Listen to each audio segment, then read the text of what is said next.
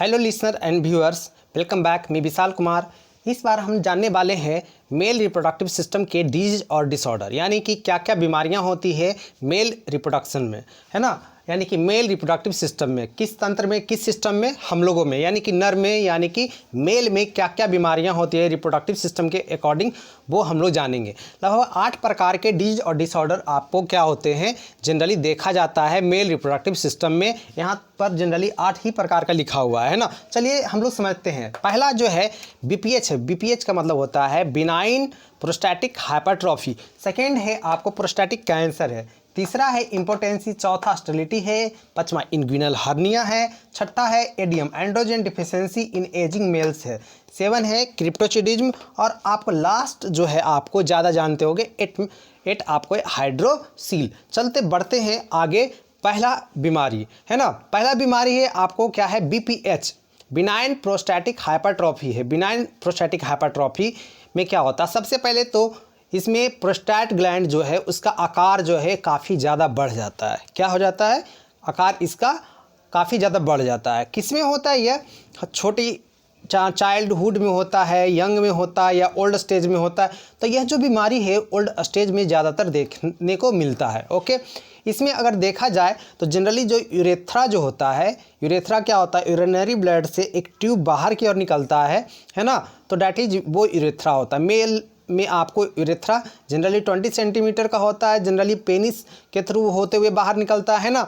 और फीमेल में काफ़ी छोटा होता है ना आपको। तो इस तरीके से यूरेथ्रा जो है काफ़ी पेनफुल यूरेथ्रा होता है। और इस तरीके से हम लोग जो देखते हैं यूरिनेशन जो है परफॉर्मिंग जो है जनरली रातों में होता है, यानी कि नॉक्टियूरिया होता है। मिक्टूरेशन हम लोग कहते हैं आपको यूरिन पास आउट करने के प्रोसेस को मिक्टूरेशन कहा जाता है। यानी कि मिक्टूरेशन में काफ़ी पेनफुल सिचुएशन देखने को मिलता है ना। अगर बीमारी ठीक नहीं कराया गया तो आगे जाकर के क्या होता है, किडनी भी डैमेज कर देता है।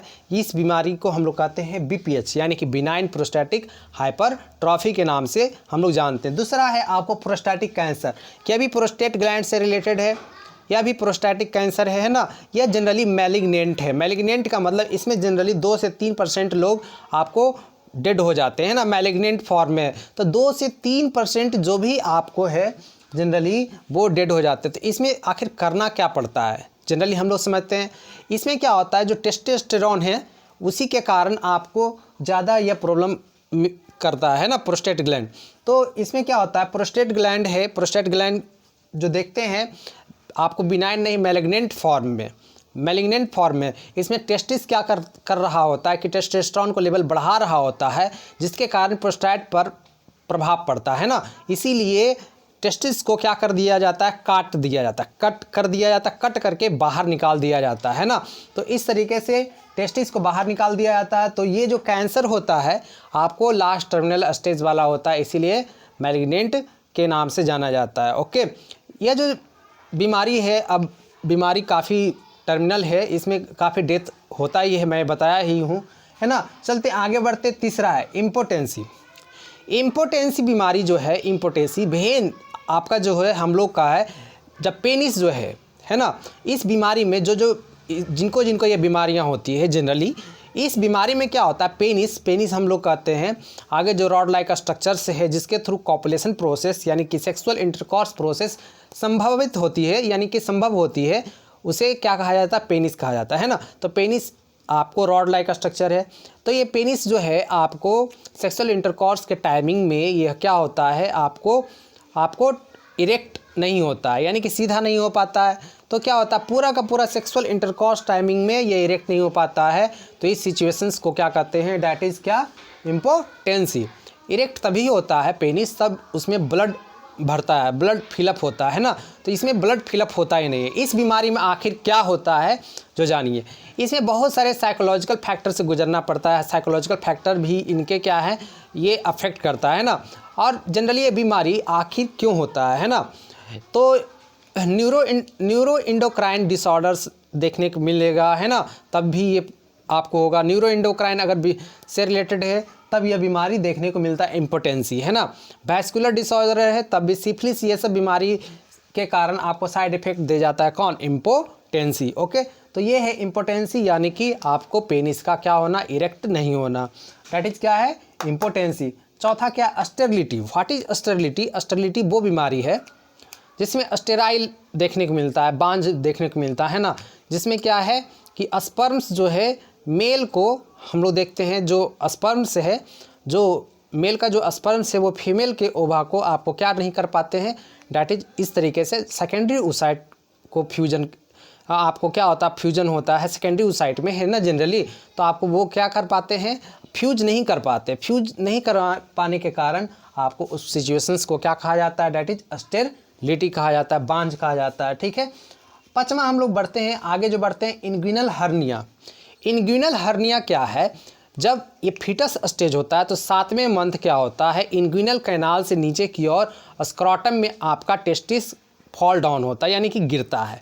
लेकिन क्या है, इन्ग्विनल कैनाल, इन्ग्विनल जो है, इन्ग्विनल कैनाल में जो इन्ग्विनल है, आपको वो इन्ग्विनल फट गया, टीयरिंग हो गया। टीयरिंग करने के कारण आपको टेस्टिस किसी में झूलते हुए, है ना, झकझोरते हुए पूरा कहाँ, आंत में गिर गया, इंटेस्टीन में, या तो जनरली, है ना। तो इस तरीके से यहाँ पर जनरली इन्ग्विनल फोल्डिंग के कारण आपको इस तरीके के जनरली आपको बीमारियाँ देखने को मिलता है, इंटेस्टीन में, है ना, इंटेस्टीन में भी, स्क्रॉटम में भी।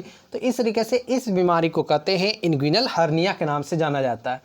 छठा है ADAM, एडम, है ना, एंड्रोजन डिफिशियंसी। एंड्रोजन का क्या है, डिफिशियंसी है ना, क्या डिफिशियंसी है, क्या कम मात्रा में निकल रहा है, एंड्रोजन इन एजिंग मेल। जब एंड्रोजन कम निकलता है तो आपको क्या होता है, इस सिचुएशन को कहते हैं एडम, यानी कि ये सिचुएशन जो है जनरली अगर देखा जाए तो जनरली किसके जैसा है, जैसे मेनोपॉज होता है, फीमेल में मेनोपॉज होता है, उसी तरीके से मेल में यह बीमारी है ADAM। ओके, यानी कि स्पर्म्स बनना बंद हो गया, स्पर्म्स बनना पॉज हो गया, इस सिचुएशंस को कहा जाता है आपको एडियम। तो ये हम लोग देखते हैं, यानी कि इसमें एंड्रोजन क्या होगा, डिफिशियंसी हो गया, इसी कारण से, इसी वजह से ये बीमारियां हुई। नेक्स्ट 7वां है क्रिप्टोचिडिज्म।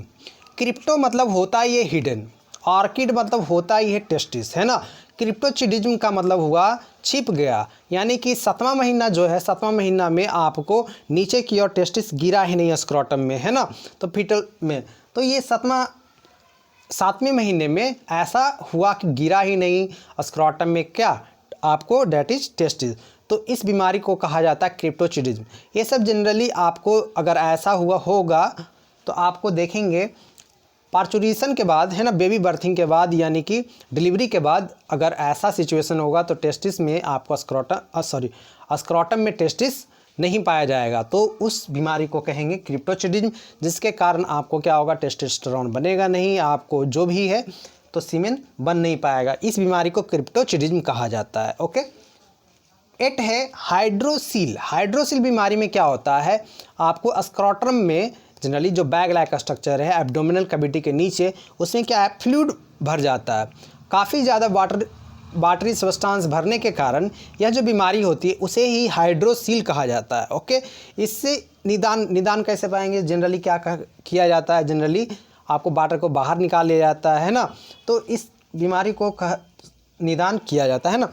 तो ये जनरली बीमारी हाइड्रोसील जनरली लोगों में देखने को मिलता है, जैसे जैसे आपको क्या कहते हैं, एज बढ़ते जाता है, हाइड्रोसील देखने को मिलता है। मैंने इस भाग में बताया आपको disease and disorder in male reproductive system. अगले भाग में हम बातें करेंगे disease and disorder in female reproductive system. Video को देखना ना भूले ना। धन्यवाद।